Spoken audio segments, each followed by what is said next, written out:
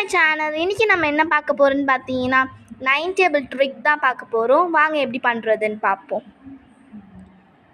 0 1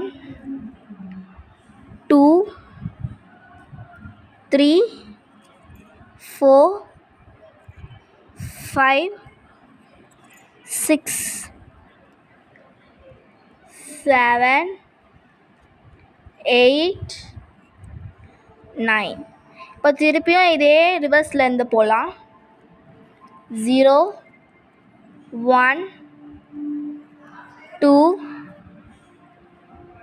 3 4 5 6